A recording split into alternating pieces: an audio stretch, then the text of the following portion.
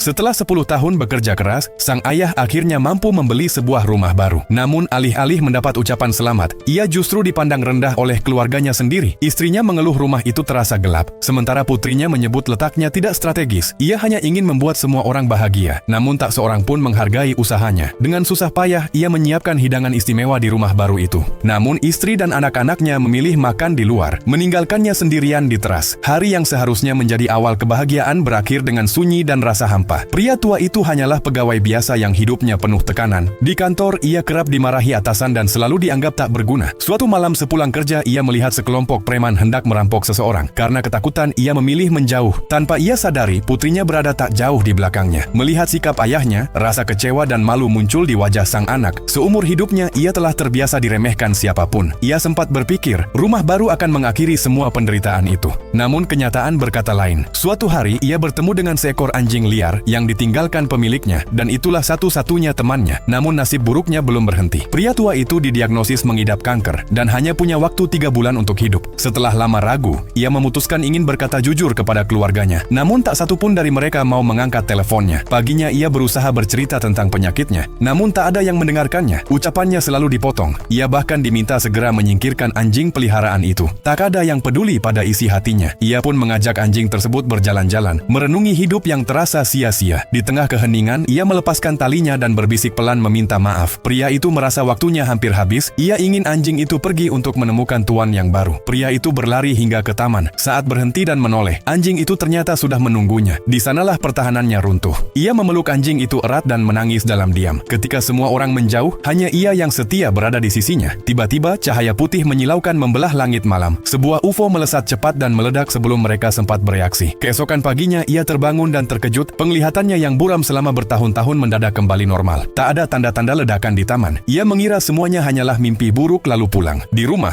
ia meneguk semangkuk sup sekaligus, namun tak merasakan apapun. Rasa haus aneh menyerang tubuhnya. Ia terus minum air dari keran tanpa henti. Keluarganya tetap tak menunjukkan kepedulian. Ia kembali ke kamar, meyakinkan dirinya bahwa ini mungkin pertanda ajalnya semakin dekat. Tapi anehnya rasa sakit yang ditimbulkan oleh kanker tiba-tiba menghilang. Asap tipis keluar dari lengannya, dan saat itu juga ia menyadari ada yang tidak beres dengan tubuhnya. Pria tua itu kini menjadi robot.